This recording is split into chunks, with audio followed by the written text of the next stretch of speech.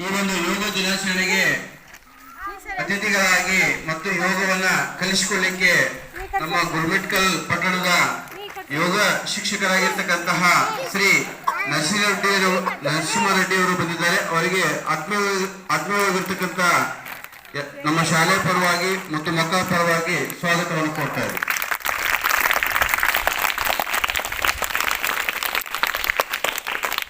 June 21 ಇಡೀ ಜಗತ್ತಿನಾದ್ಯಂತ ಆಚರಿಸಲ್ಪಡುವ ಒಂದು ದಿನಾಚರಣೆ, ಯೋಗ ದಿನಾಚರಣೆ. ಅದು ಅಂತಾರಾಷ್ಟ್ರೀಯ ಯೋಗ ದಿನಾಚರಣೆ.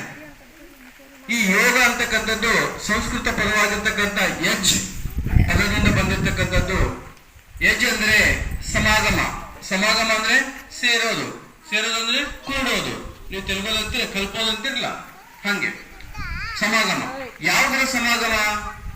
ದೇಹ ಮತ್ತು ಮನಸ್ಸು, ದೇಹ ಮತ್ತು ಆತ್ಮ, ಆತ್ಮದ ಸಮಾಗಮವೇ ಯೋಗ. ಈ ಯೋಗ ಇವತ್ತಿಂದಲ್ಲ ನಿನ್ನಿದಲ್ಲ, ಅತಿ ಪುರಾತನವಾಗಿರ್ತಕ್ಕಂಥದ್ದು. ನಮ್ಮ ಭಾರತ ದೇಶದ ಹೆಮ್ಮೆ ಏನಪ್ಪಾ ಅಂದ್ರೆ ಯೋಗ. ಈ ಯೋಗದ ಪಿತಾಮಹರು ಯಾರಪ್ಪ ಅಂದ್ರೆ, ಯೋಗವನ್ನ ಸೃಷ್ಟಿ ಮಾಡಿರ್ತಕ್ಕಂಥವ್ರು ಯಾರಂದ್ರೆ ಶ್ರೀ ಪತಂಜಲಿ ಮಹರ್ಷಿಗಳು. ಶ್ರೀ ಪತಂಜಲಿ ಮಹರ್ಷಿಗಳು ನೋಡ್ರಿ, ಅವರು ಎಷ್ಟೊಂದು ಯೋಗ ಆಯಾಮಗಳನ್ನ ಕಲಿಸ್ಕೊಟ್ಟಿದ್ದಾರೆ.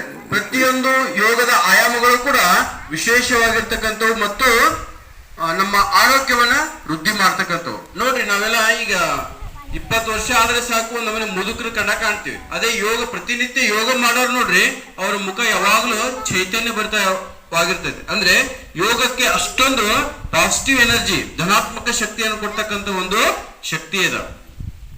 ಇಂತಹ ಶಕ್ತಿಯನ್ನು ಅರ್ಥಕ್ಕಂಥ ನಾವು, ನಮ್ಮ ದೇಶದ ಬಹಳಷ್ಟು ಯೋಗ ಶಿಕ್ಷಕರಿದ್ದಾರೆ. ಆದ್ರೆ ಇದು ಏನಾಗಿತ್ತು, ಬಹಳ ರಿಸ್ಟ್ರಿಕ್ಟೆಡ್ ಇತ್ತು, ಅಂದ್ರೆ ಒಂದು ಮೂಲೆಗಿತ್ತು. ಅದನ್ನ ವಿಶ್ವಕ್ಕೆ ಪರಿಚಯ ಮಾಡಿಕೊಟ್ಟವ್ರು ಯಾರಪ್ಪ ಅಂದ್ರೆ ನಮ್ಮ ಭಾರತ ದೇಶದ ಪ್ರಧಾನಿ ಯಾರು? ನರೇಂದ್ರ ಮೋದಿ.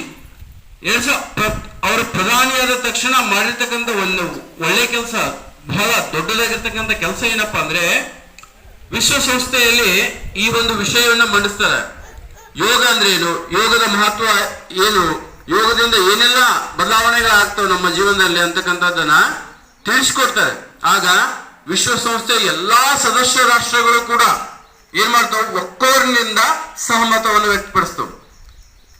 ಮರು ವರ್ಷ 2015 ಜೂನ್ 21 ಮೊದಲ ಅಂತಾರಾಷ್ಟ್ರೀಯ ಯೋಗ ದಿನಾಚರಣೆಯನ್ನ ಆಚರಿಸಲಾಯಿತು.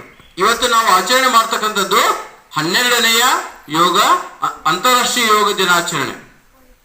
ಹಾಗಾಗಿ ಪ್ರತಿನಿತ್ಯ ಯೋಗ ಅಂದ್ರೆ ಕೇವಲ ಒಂದು ಆಯಾಮ ಅಲ್ಲ, ಇದು ನಮ್ಮ ಒಂದು ಜೀವನವನ್ನ, ನಮ್ಮ ಆಯಸ್ಸನ್ನ, ವಯಸ್ಸನ್ನ ಕಡಿಮೆ ಮಾಡ್ತಕ್ಕಂಥದ್ದು, ಬಹಳ ಸುಂದರವಾಗಿ ನಮ್ಮನ್ನ ಕಾಣ್ಲಿಕ್ಕೆ ಸಹಕಾರಿ ಮಾಡ್ತಕ್ಕಂಥದ್ದು, ಅನೇಕ ರೋಗಗಳಿಂದ ಮುಕ್ತಿಯನ್ನ ಕೊಡ್ತಕ್ಕಂಥದ್ದು.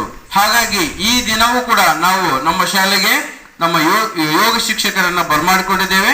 ಅವರು ಏನ್ ಮಾಡ್ತಾರೆ, ನಿಮಗೆಲ್ಲ ಯೋಗದ ಆಸನಗಳನ್ನ ತಿಳಿಸ್ಕೊಡ್ತಾರೆ. ಅದರ ಪ್ರಕಾರ ನೀವೇನ್ ಮಾಡ್ಬೇಕು, ಯೋಗವನ್ನ ಮಾಡಬೇಕು. ಸರಿನಾ? ಧನ್ಯವಾದ.